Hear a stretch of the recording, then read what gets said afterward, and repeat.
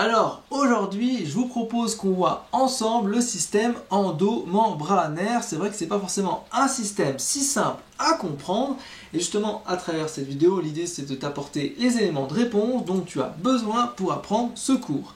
Alors pour moi c'est une vidéo d'introduction sur le système endomembranaire puisque je ferai après une vidéo pour chaque élément qui constitue ce système endomembranaire pour aller dans une plus grosse précision.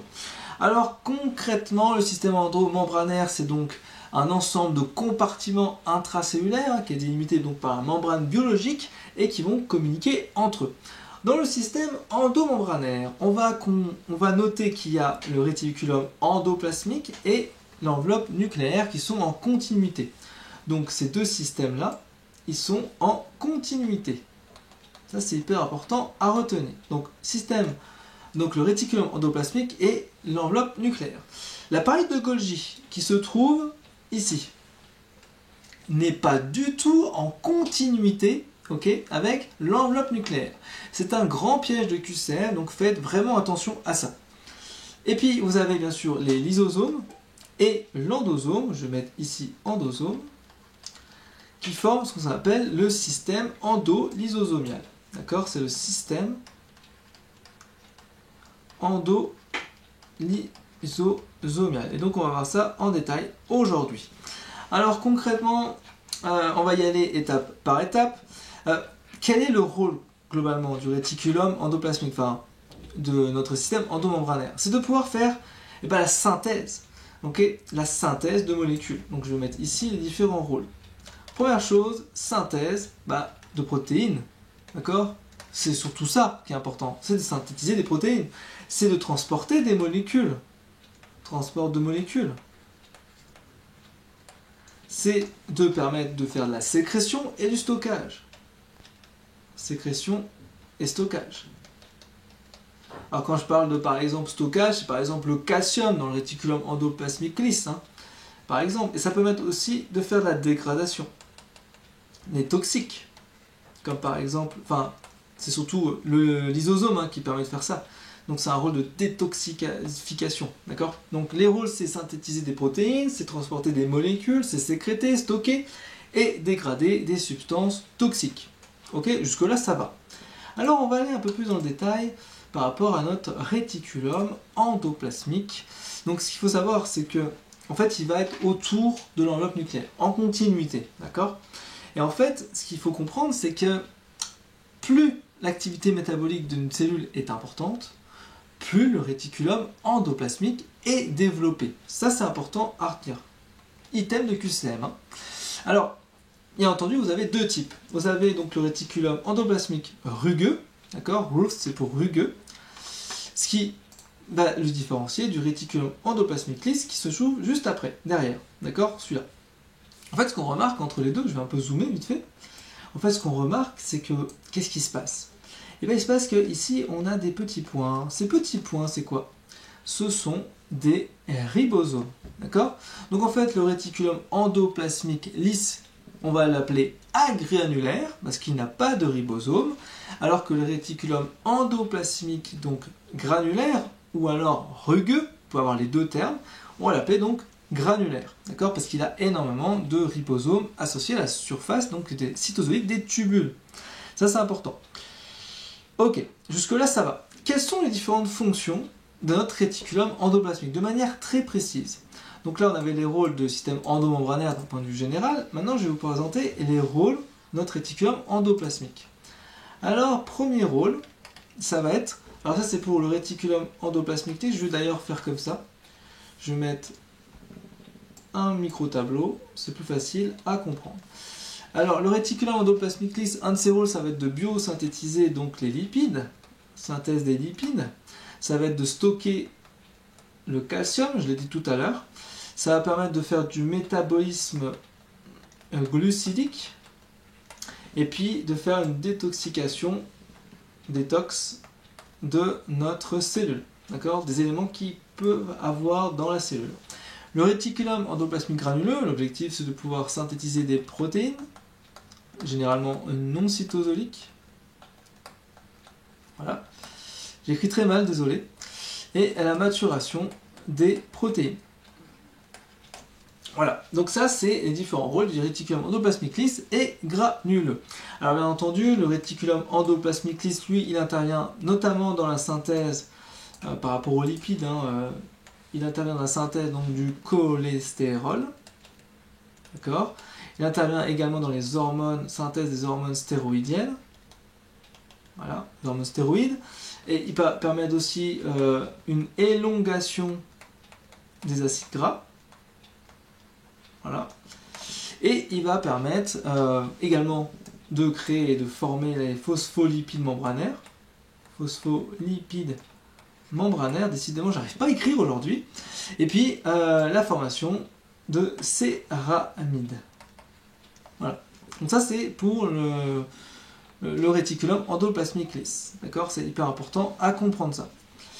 Ok, jusque-là ça va. Bon, ce que je vous propose, c'est qu'on aille voir maintenant l'appareil de Golgi. Ah, donc l'appareil de Golgi. Alors concrètement, l'appareil de Golgi. L'idée c'est quoi? C'est de comprendre comment ça marche. Alors souvent il est quand même proche du noyau, mais il est après le réticulum endoplasmique. Il est sous forme de citernes. Vous voyez, en fait, on a des sortes de boucles comme ça, ce qu'on appelle des citernes. En fait, ce sont on appelle soit citernes, soit sacules, c'est comme vous voulez. C'est empilé les unes sur les autres, on remarque que c'est bien empilé les uns sur les autres. Et puis en fait, c'est formé ce qu'on appelle des dictyosomes. D'accord? C'est un ensemble de dictyosomes. Ok? Ça va former l'appareil de Golgi. Et ces dictyosomes sont eux-mêmes formés d'un empilement de 5 à 10 sacules. Voilà. Ça formera donc du coup notre appareil de Golgi. Alors, il y a des éléments intéressants et surtout à apprendre par cœur par rapport à cet appareil de Golgi. Vous voyez un peu là, vous avez une face qu'on appelle cis. D'autre côté, on a une face qui s'appelle trans. Donc, vous allez retenir 2-3 éléments importants. La face cis, qui est une face comme ça. Ok, on voit bien que ça forme une sorte de U comme ça. Ce sera donc convexe. La face trans, c'est tout l'inverse. D'accord? Puisqu'on est sur un autre système, là on est plutôt concave. D'accord? Concave. Concave. Donc, pour retenir, c'est très simple. Vous prenez trans A et concave A. Comme ça, vous êtes sûr de ne pas vous tromper. Alors, pourquoi je vous dis ça? Parce qu'en fait, on parlera du cis golgien vers le haut. D'accord? Et du trans-golgien. D'accord? Ça, c'est important à retenir. Pourquoi? Parce qu'en fait, ce qui se passe, c'est que vers le cis-golgien, c'est là, on va appeler ça une phase de formation. D'accord? Alors que le trans-golgien, ça va être une phase de maturation. Ça, c'est important à retenir. Pourquoi? Et on va voir surtout pas mal d'éléments. En fait, ce qui se passe, et je vais vous les noter juste ici, on va le faire d'ailleurs sous forme d'un gradient, comme ça vous allez bien comprendre le mécanisme. Alors concrètement, entre le cis-golgien et le trans-golgien, qu'est-ce qui peut se passer là-dedans? Et vous allez voir, il y a énormément de choses à retenir. Et c'est pas si simple, c'est pas si simple. C'est pour ça que je prends mon temps là-dessus.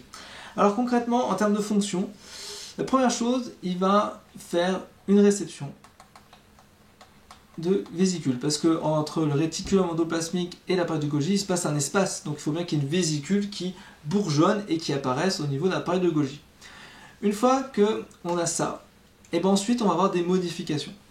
Les modifications qui peuvent s'effectuer, ce sont des modifications des chaînes, de la N-glycosylation par exemple.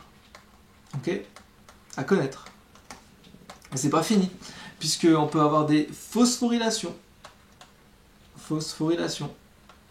Alors c'est des phosphorylations, des mannoses en général.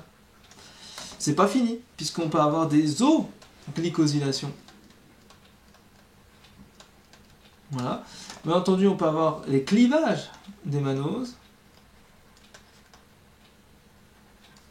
On peut avoir également une protéolyse. On peut avoir une sulfatation. Et on peut avoir une zone de tri. Voilà. Pourquoi il y a tout ça? Pourquoi il y a tout ça? Eh bien, je vous rappelle un truc. L'appareil de Golgi, son objectif principal, c'est de faire la maturation des protéines. Donc ici, on a en fait une protéine immature. D'accord? Et à la fin, on a une protéine mature. Alors quand je dis mature, c'est surtout le terme spécifique qu'il faut comprendre, puisque on a formé une protéine qui est devenue spécifique, d'accord, et qui va pouvoir assurer sa fonction. C'est ça qu'il faut bien comprendre dans le concept, d'accord? Donc voilà, ça c'est hyper important et c'est primordial. Alors bien entendu, là je vous ai expliqué les différentes étapes, vous voyez c'est quand même assez puissant, donc je vous conseille de prendre ça étape par étape. Alors bien entendu, c'est pas fini, puisque entre le réticulum endoplasmique, je vais prendre mon image un peu plus grande comme ça, voilà, entre le réticulum endoplasmique granuleux et l'appareil de Golgi, et ben en fait, vous voyez, il se passe plein de petits systèmes. Alors on va parler de ce qu'on appelle les déplacements antérogrades et rétrogrades. Alors, concrètement, si on a un déplacement antérograde, c'est-à-dire on va de gauche à droite, okay, par rapport à mon schéma de gauche à droite, c'est-à-dire qu'on va en fait du réticulum endoplasmique granuleux vers le 6 golgien par ce qu'on appelle une COP2, une vésicule de type COP2, d'accord? Alors que si on fait un déplacement rétrograde de droite à gauche, on se déplace donc du 6 golgien vers le réticulum endoplasmique granuleux, grâce à une vésicule de type COP1, cette fois, d'accord? Et on comprend bien maintenant les pièges de QCM là-dessus, d'accord? COP1, COP2, bon, il suffit de mettre un 1 et un 2, d'échanger, puis voilà, vous êtes piégé direct. Hein. Mais ce qui est important à retenir, c'est qu'il y a cette histoire de 6 golgien, il ne faut pas se tromper avec transgolgien, vous voyez? La phase 6 et trans, c'est très important pour les QCM. C'est pour ça, il faut vraiment prendre du recul sur ces points-là pour pouvoir bien assimiler les notions sans jamais se tromper, d'accord? Alors, les sécrétions qui sont possibles, d'accord? Les sécrétions possibles, je vais vous les mettre ici. On a des sécrétions qu'on dit constitutives. Sécrétions constitutives. Les sécrétions constitutives, ou continuelles, permanentes, comme vous voulez. D'accord? Ce qu'il faut comprendre, c'est que ça concerne les protéines solubles. Ça concerne les protéines solubles, les protéines de la MEC, les protéines et les glycoprotéines, surtout membranaires, et les lipides même membranaires. Ils ne sont pas retenus par des récepteurs, retenus par des récepteurs. Voilà. Ce sont des vésicules qui sont recouvertes en général par des protéines du manteau de type COP1. Voilà, protéines COP1 associées à des GTP, okay, des molécules de GTP. Et puis, ce qu'il faut bien comprendre, c'est que ça, c'est un type de sécrétion possible. Deuxième type de sécrétion possible, c'est les sécrétions de type provoqué. Et là, on comprend bien la différence. Parce qu'on va provoquer ça. Pour provoquer des sécrétions, ça va être lié en général par des hormones. Les hormones peptidiques, d'accord? Telles que par exemple l'insuline, les hypophyses, des hormones hypophysaires, les hormones du tube digestif, tout ce que vous voulez, d'accord? Bref, c'est des hormones, donc c'est donc des molécules qui vont induire la sécrétion de vésicules. Ça nécessite la présence d'un signal. En général, le signal il est médié par du calcium. D'accord? Ça, c'est important à retenir. Et on va avoir des stockages possibles. Stockage. Jusqu'à ce qu'il y ait un signal. Tu vois? C'est ça l'idée. Et puis, on va avoir un manteau de clatrine. D'accord? Qui vont en fait permettre justement de libérer ces différentes vésicules, ces grains, comme on dit. D'accord? Donc ça, c'est important à connaître. Vous voyez, pour l'instant, l'appareil de Golgi, le réticulum endoplasmique, on comprend le concept, vous voyez, il faut vraiment y aller étape par étape. Maintenant, ce que je vous propose, c'est qu'on aille voir, et bien cette fois-ci, on va aller voir l'endosome et le lysosome. Alors, je vais les mettre en même temps, parce que c'est beaucoup plus simple à comprendre. Donc, l'endosome, on va essayer de se mettre comme ça. Donc, l'endosome, en fait, il faut bien comprendre, hein, c'est une vésicule d'endocytose, hein, tout simplement.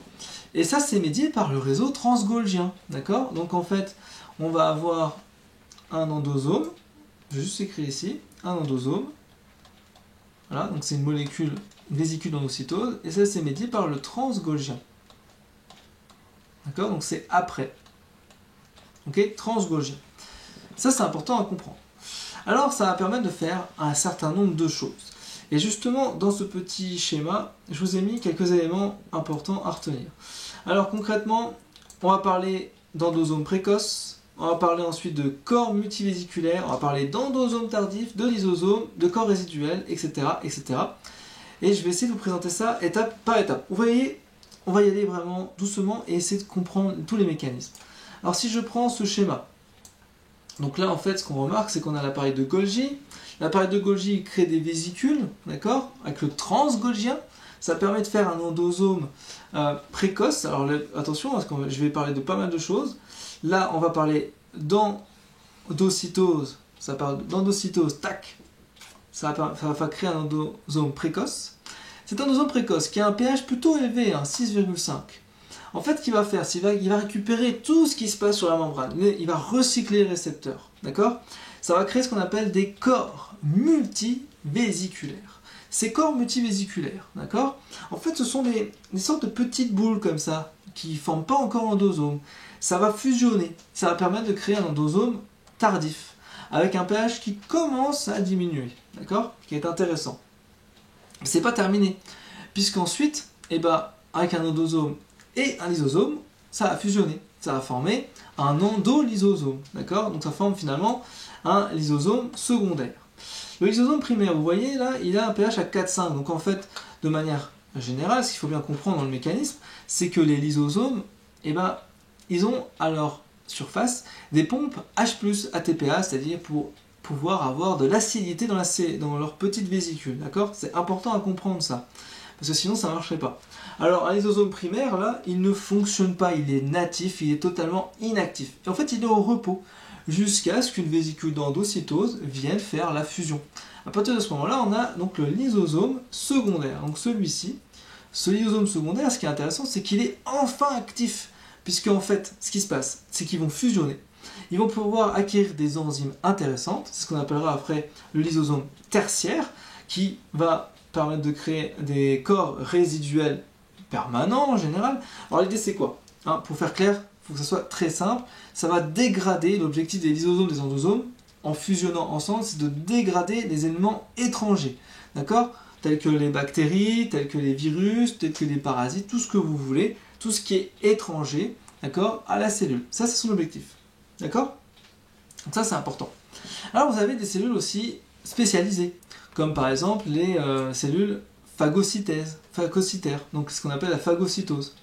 D'accord ? La phagocytose, en fait c'est ce qu'on appelle des autophagosomes. Voilà, les autophagosomes, c'est pour l'autophagie, ça permet de digérer. Okay ? Ça digère en fait certains composants de la cellule. D'accord ? Et donc c'est pas forcément à confondre avec un lysosome en premier abord. Alors je rappelle quels sont les différents rôles d'un lysosome finalement, d'un endosome et d'un lysosome pour faire simple. Les différents rôles sont les suivants, on a compris, la digestion et la dégradation. Okay, donc ça va permettre de dégrader tous les corps étrangers, d'accord, bactéries résistantes, etc. Ça va avoir un rôle de protection, bien entendu. Protection, défense, ça c'est clair. Donc concrètement, il y a les bactéries, les parasites, les virus, il y a les champignons, etc. Il y a énormément de corps étrangers possibles. Ça va renouveler aussi, c'est un rôle intéressant de renouvellement des organites. Pourquoi ? Parce que ce qui est dans les lysosomes, les déchets, ça permet de créer des structures pour les mitochondries par exemple, ou pour les peroxysomes, etc., etc. Donc, il y a un système de recyclage qui est vraiment pas mal. Ah, justement, je vais rajouter recyclage. D'accord ? Recyclage, parce que le recyclage de certains métabolites, d'accord ? Des métabolites, comme par exemple des molécules qui vont permettre de créer par exemple des polypeptides, donc des éléments qui permettent de restructurer ça. Mais c'est pas fini, puisque ça permet aussi d'avoir un rôle de nutrition. Parce que s'il digère, il se nourrit. Donc s'il se nourrit, il peut recréer d'autres molécules. Ça va permettre de recréer des acides aminés, de recréer des nucléotides, etc. etc. Vous voyez, on comprend le concept. Quand on commence à décortiquer le cours, finalement tout peut nous paraître très simple. Il faut juste raconter une histoire, d'accord, par rapport à ça. Et puis finalement, ça va éliminer des composés, d'accord, néfastes, qu'on appelle par exocytose en fait. Vous voyez ? Donc en fait, on peut passer du lysosome, puis finalement aller vers l'extérieur par exocytose, d'accord, à partir des lysosomes. Voilà, je crois que j'en ai fini avec cette introduction sur le système endomembranaire. Donc il va falloir que tu y ailles étape par étape. N'hésite pas à mettre sur pause de temps en temps, puis apprendre et réapprendre avec cette vidéo. Et puis de bien suivre étape par étape, vidéo après vidéo. Moi je te retrouve pour une prochaine vidéo, je te dis à très vite, ciao ciao.